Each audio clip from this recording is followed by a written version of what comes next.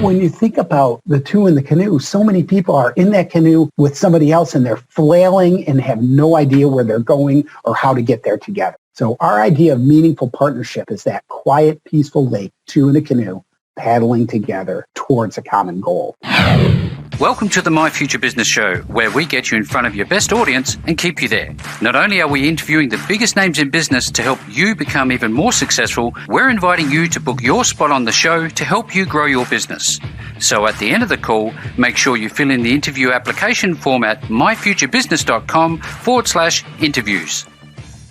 Hello and welcome back to the My Future Business Show. My name's Rick Nuske. This is the My Future Business Show, the show that gets you in front of your best audience and keeps you there. Now on today's show, I have the wonderful pleasure of introducing Tim Franz to the show. Welcome to the show, Tim. Thank you. Thanks for having me today, Rick. Yes, absolutely. My pleasure. Now, we've just briefly touched on the fact that we're going to be talking about your work in terms of teamwork and leadership, and your book work with and co-authorship with Seth, and the work with Lauren that you're doing. And, we're going to take a deep dive into these topics. But before we can do any of that, Tim, I would love to learn more about you. How about we spend a couple of moments doing that? That's great. Excellent. Well, where's home for you? I'm in Rochester, New York, which is upstate New York, probably about 500 kilometers from New York City. So when people say New York State or New York, they immediately think New York City. Well, that's what I was thinking. We're almost as far away as we can get, yeah. Yeah, I was thinking that. That's interesting, isn't it? Now, have you lived there all your life, Tim? No. Oddly, I was born in Pittsburgh, Pennsylvania. I grew up in a suburb of Rochester, New York, but I have also lived in Buffalo and New York City Metro and Chicago and Indiana. And coming back to take this job at St. John Fisher College was a move home for me, so to speak. So I like the fact that you've moved around, because I find that those who have lived in different places get a bit of a different feel about cultures in the local areas. What's moving around taught you? Is there any difference in cultures and the way people behave, do you think? Oh, absolutely. And I'm just going to pick very briefly New York City versus Chicago. Oh, yes. New York City is very busy. And people really don't even notice. When I was there, it didn't seem like people would notice you, whereas Chicago, people were much more friendly. They had that Midwestern attitude. And my wife's from Michigan. She's not from this area. Yep. And she says Rochester is very Midwestern, even though it's in New York State.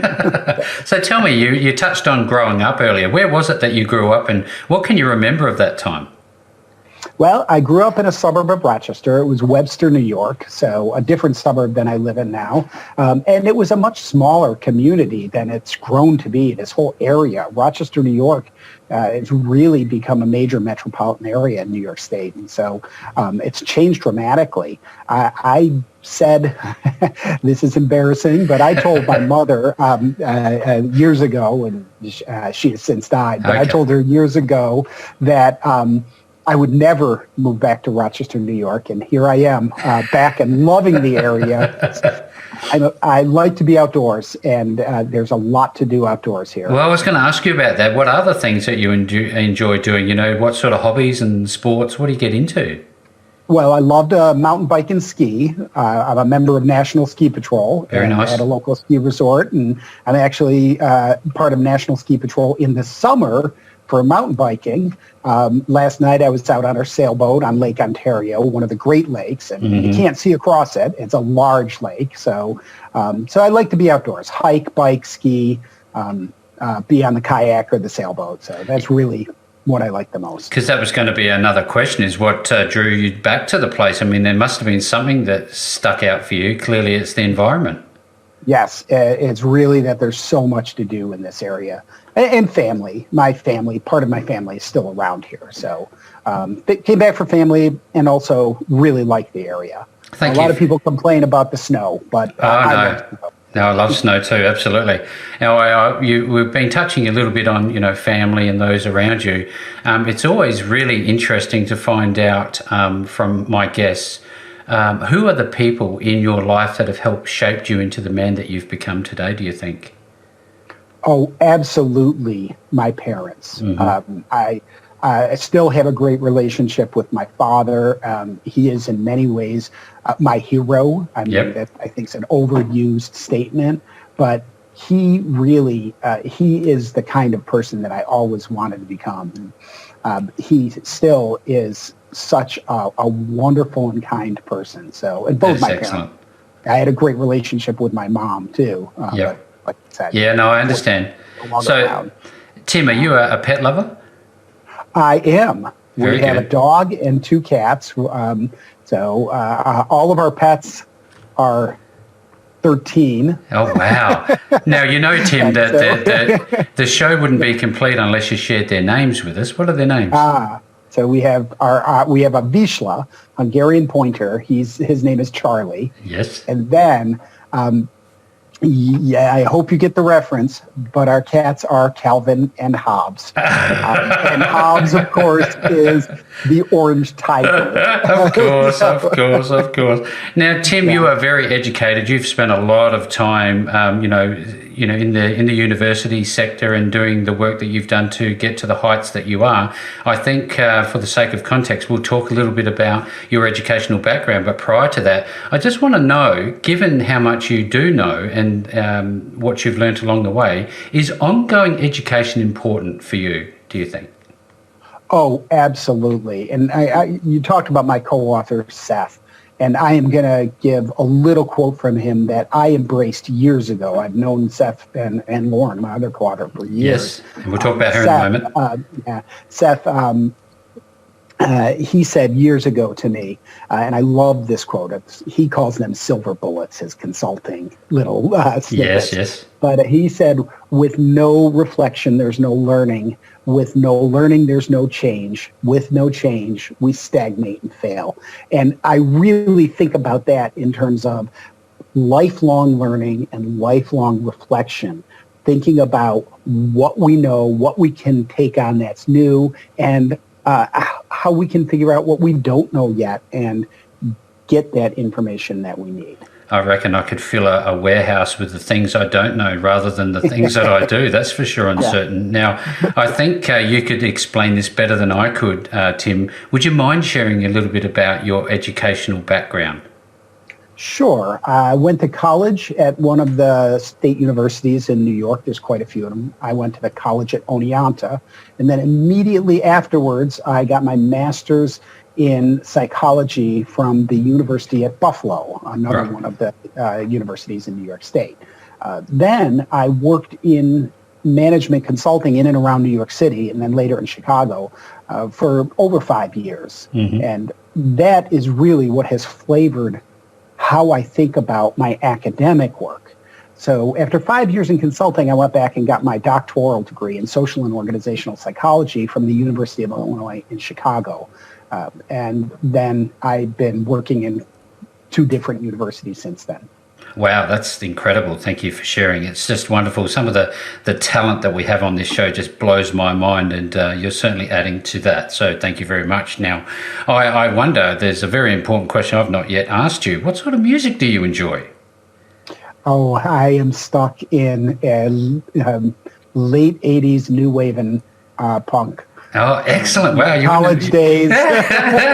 You'll never break away from it. You'll never break away from it. Now, we're going to be talking a bit about the pandemic and how it's changed the dynamics of relationships with co-workers and the likes in a while. But I also wonder how it's affected you personally. Have you had to change your, your behaviour at home? Have you been locked down? What's your life look like at the moment in that regard? Right now, things are pretty good in upstate New York. Excellent. We live in a community that's highly vaccinated, and so things are pretty good right now. But as you know, this is a constantly changing environment. Oh, yeah. So I joke about, the problems. We all have faced these problems from this pandemic. Change in work environment, online environment. I don't get to see students as often or as well as I used to. And that's what I love the most. I'm a college professor at heart. Yeah. And so it's really changed all that. But then I also joke about what I call the pandemifits. And Pandemifits. I've never heard that. That's excellent. There have been some pandemifits. So one is this book that Seth and I wrote. We had time to do it.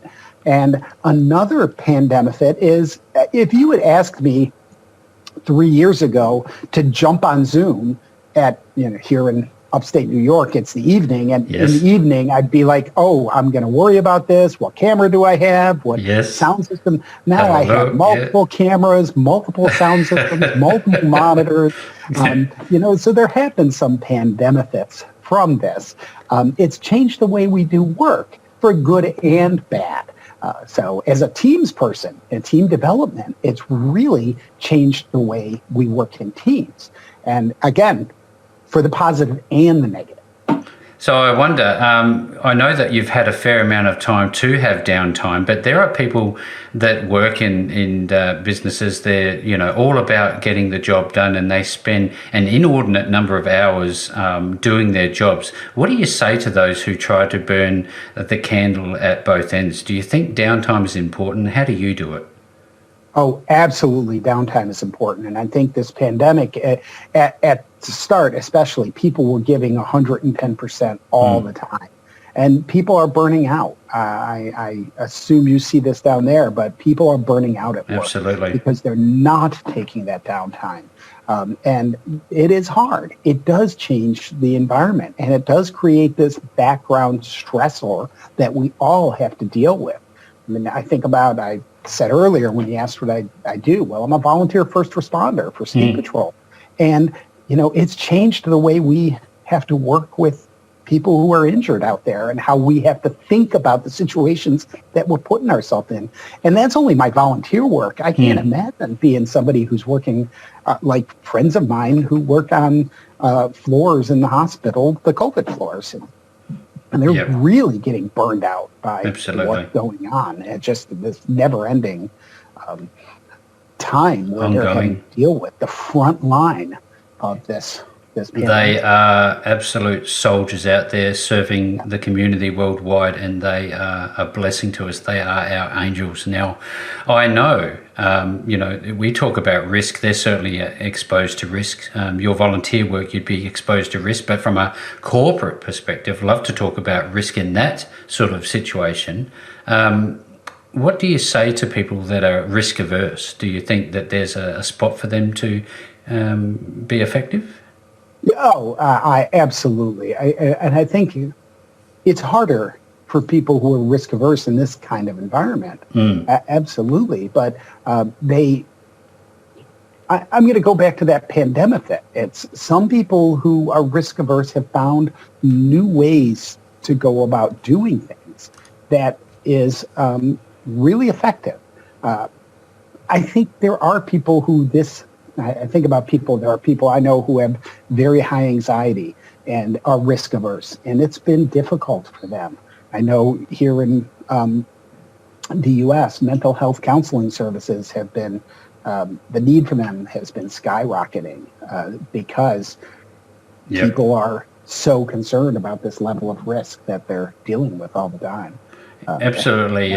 We all face it. I mean, I'm at St. John Fisher College, and we are a face-to-face school, and I'm in there every day on campus, wearing my mask and interacting with the students as best I can with the mask. It's become, almost like a faceless society. I know why we're doing it, but it feels very, robotic almost. You can't see each other's expression. If you can read people's eyes, I guess you can take something from that. But hey, Tim, I want to talk about, I know that you've co-authored a book, and you've probably written other books that we've not touched on here yet, maybe. But I'm wondering, are you there? Hello?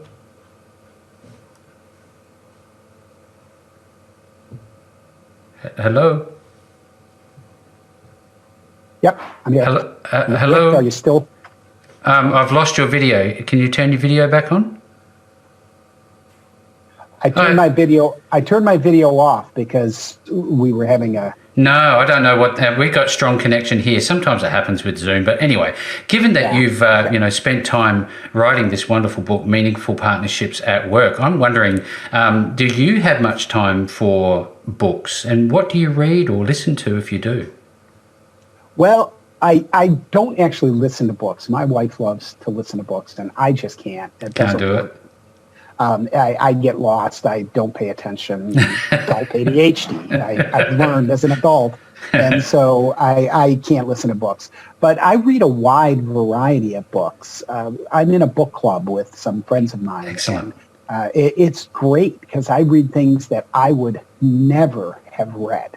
So right now we're reading a local book. It's by a local journalist, and he writes about the history of Rochester, but not historical writing. It's more writing in terms of connections with people and his life and what he saw. So it's a really interesting book. And again, because of this book club, we switch between fiction and nonfiction. I'm always reading things sometimes that I can't stand. But, oh well. I love it. I love it. Now, I love the tactile nature of a book, that physical feel, the smell of an old book. You can't beat it, can you? I'd love to, in turn, ask you about when you pick up a pen. Is there power in the pen still, do you think? I think so. I absolutely think that writing says something when you spend some time. So I'm going to put this in two different ways. Power yes, of pen. Physically actually writing something in pen. So I tell my students when they write thank yous for job interviews to write them, to not type them, to not email them, but to actually write them with a pen. Because in today's society, that makes you stand out. It makes you see something that others haven't done. So when you want to make a point, writing something with pen, signing a book in pen, handwriting a note, in pen makes a difference. Now, figuratively, the power of the pen, I think spending time to write something that is really a meaningful piece of work where you've spent a lot of time editing, not an email, not a quick, I have a lot of blog posts I write. I have to admit those come out very quickly. I bet they do. They are not as edited as the power of the pen, as you put it. When you're really writing something for others that is going to be long lasting, that's on paper, even if it's printed on typewritten and edited in a word processor, it still to me is very powerful. Thank you for sharing, because I don't think we should lose those sorts of skills, should we? I mean, they are things that that a word processor can never replace. This digital pen versus the ink onto the page. It's a wonderful experience. Thank you very much for sharing. Now, I'd love to know. And they all have their place. I love my digital pen on my iPad. Oh yeah, but it has its purpose. It has its purpose. It's not for every purpose. Now, I'd love to shift our conversation to your organisation, Franz Consulting. I'd love to know where this came from. What was the genesis of your organisation? Why did it come together? Well, Franz Consulting is my side business because my full-time job is as a college professor. Of course, and it came about because I started my first real. Managing a ski shop, I don't count as my first real career. In management consulting, that was my first real career. I was in there for 5 years before going back to get my PhD. And as I said earlier, that really meant something. I'm an industrial and organizational psychologist, and we embrace the scientist practitioner model, which means we know and use the science, but we don't just leave it in the science. We use it in the field, and anything we do in the field is informed by science, and our science is informed by the field. So having the consulting business, one, it taps what I did before I went back to get my PhD, and two, it really allows me to bring to life my teaching because I've done these things in the real world. It's not just abstract from the textbook. So when I talk about team development sessions or doing applied survey work or focus groups in an organization, it's not because I've read it in a book, it's because I do it. And I do it through this Franz Consulting organization. Yes. Now that's excellent. I wonder, and this is obviously the offshoot of all of this work with Seth and potentially Lauren to a point, became this book, Meaningful Partnership at Work. Now, before we jump into the book and talk about that, can we talk a little bit about Lauren and your relationship with her? Well, Lauren and I have a different book together. It's called Making Team Projects Work, and we have a second version of that coming out. The first version is for college and high school educators. Now, Lauren and I have worked together. Actually, I met Lauren and Seth separately, but at about the same time, early 2000s. And Lauren and I are both group dynamics specialists, me in terms of team development in the workplace, and she's a small group communication specialist. And so we co-taught for many years. And we decided a few years ago to write this book about how to make teams better in the classroom, because we see so many professors who either, one, won't do team projects in the class because they don't know how, or two, don't do them well because they've never really learned. And so our first book is really targeted at the classroom teacher. We have a second book that we're almost done with that is a corresponding handbook. It matches the teacher handbook, and it's for the students. So the students and the teacher will have matching books that have matching chapters and matching content. The student version is about half the length, maybe even less. So that's my work with Lauren. It's a long-standing relationship, co-teaching, doing some research together, and it really came together with the first book that's published and the second one that's coming out. I always hear this word relationships. It crystallizes our ability to almost like bring two minds together and come out with something incredible. And that's what's happened here with the Meaningful Partnership at Work. I've obviously gone through the book myself. It's a wonderful read, and I'd love to talk about that in some depth. But let's start off about inside the book, the metaphor for partnership, two in a canoe. Oh, Seth and I use this metaphor throughout the book, and if you, what's fun is we have an image. It was taken for the book, but it turns out it didn't fit anywhere, and it's the two of us. I see it. Yeah. Did you see that? I got a bit of a giggle. Paddling a canoe. It's mine and Liz's. I love it. But, it was a great one. Fun picture and a great publicity stunt, really. Yeah. But the two in the canoe. This idea of two in the canoe is that what we hope for at work, really with a partner on our team, or what Seth and I talk about a lot, a leader and the team together, we're really thinking about how can we get people to be paddling together peacefully, in sync, in the same direction, moving towards a common goal.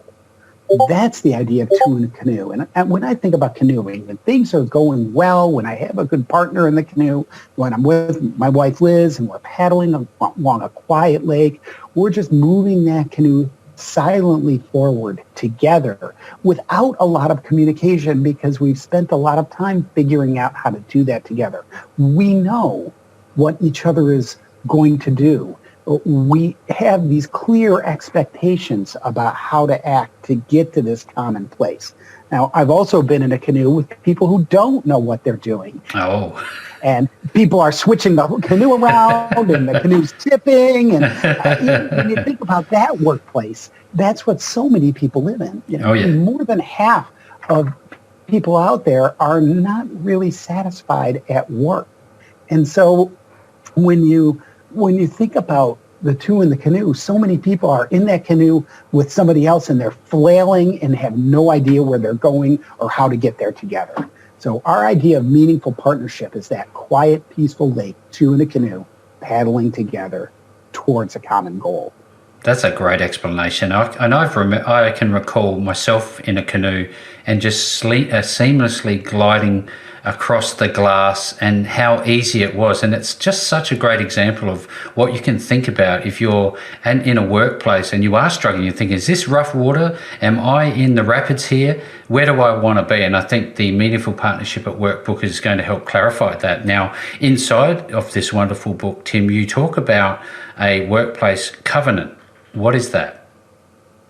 So the covenant, and it's not a religious term when we talk. No, a lot of understood. people think covenant, think of it as a religious term. It really is a agreement between two parties. And again, our common example in the book is a leader, a team leader, and the team. And it's an agreement they have about what they are going to do together, how they are going to, back to two in a canoe, move forward together. Now, the idea of a workplace covenant, and I want to give credit here where credit is due. It's Seth's idea, and he has been gracious enough to bring me along for the ride. He talked to me about this idea, the workplace covenant, back mid-2000s, maybe 2006, 2007. And he said, oh, yeah, I do this thing called a workplace covenant. And he told me about it, and I said, wow. The academic in me said, there's research opportunity. I see the theoretical build on this. I know where it came from. And he just said it works, So we really had the science practice together with him practicing this and me thinking about the underpinnings, the theoretical ideas. And so we've been working together to hone this, to improve it. Now, the idea of... You can see that. Yeah. The idea of a covenant, the workplace covenant, is you bring two parties, again, usually leader team, together, and you have them talk about their obligations to each other. So you bring a leader, and the leader talks about their obligations to the team so that the team feels supported and can be successful. This is not a fall. It's not going out and doing a ropes course. This is about workplace behaviors. So what can the leader do so that the team feels supported and can be successful? And then the team separately looks at their expectations of the leader so that the leader knows what they need. And the covenant process merges these two lists so that the expectations get merged onto the leader's obligation list. So then the leader has a set of obligations that they're comfortable with and willing to act on and willing to receive feedback about and willing to talk about and get rated on in the future. Now, the same corresponding process happens with the team. The team sets out and lists their obligations to the leader. The leader lists their expectations of the team. Those lists are merged. The team is then has a list of signed, the obligatory weight of a signature. That's why we use the term covenant, because it is actually signed, and that carries obligatory weight. I agreed to this. It's a contract. It's a behavioral contract between the leader and team, but it focuses on obligations. Now, the reason we love this and what made me so excited about it is leadership books put the onus on the leader. They say the leader should do this, the leader should do that, the leader should do these other things. Seth's specialty is leadership. He talks about that leadership stuff.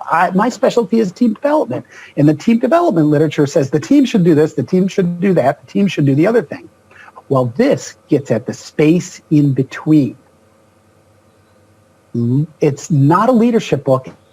It's not a team development book. It's in between. How does the leader and the team work together, back to two in a canoe, gliding forward towards a common goal? That's a great explanation. Once again, this is a book that seems to me that should be on the desks of every executive through to anybody else who are in the businesses. Now, how do you distribute this book? Is this something that you do give to organizations? Is that used as a learning tool? It can be, absolutely. So in the book, we actually give away the process. It's kind of interesting. We lay out how important meaningful partnership is, how to do a workplace covenant. There are stories in the book about covenants and how they changed behavior in the workplace. So we're not saving this. It's in the book. And so how do we distribute the book? The book is available on Amazon through our publisher, Taylor and Francis, through Taylor and Francis Routledge. It's a bunch of them together. Yes. We're in the productivity press part, but hopefully people start to notice this. Certainly we do work around this. We're working together, Seth and me are working with 4 different organizations right now. Actually, surprisingly, 3 of them are academic institutions where the leader in the team really needs some help to get back in alignment and get back and try to rebuild that partnership that they really need to be successful. So, yes, we do absolutely distribute them when we do our work, but hopefully, I agree with you that this is something that so many executives could use today. You know, this idea of treating people with giving them value, making sure they feel respected and acknowledged and heard, and having a forum that's psychologically safe to do it. This is not really new. We have a new idea for how to do it. You know, treating people well at work is something that people have been talking about since the early 1900s. So it's not new, is it? A specific way to do it in a way that, like I said, is psychologically safe, especially for the team, because the team creates one list together, not targeting any person.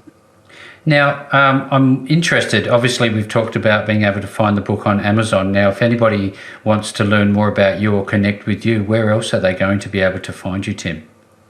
Oh, I'm active on LinkedIn.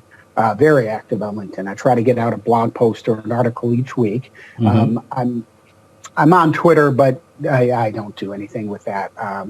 But LinkedIn is probably the easiest place. I also have a website, teambuildingprocess.com, where back to giving things away. There's lots of blog posts on it. There's materials that you can use in the classroom or at work right away.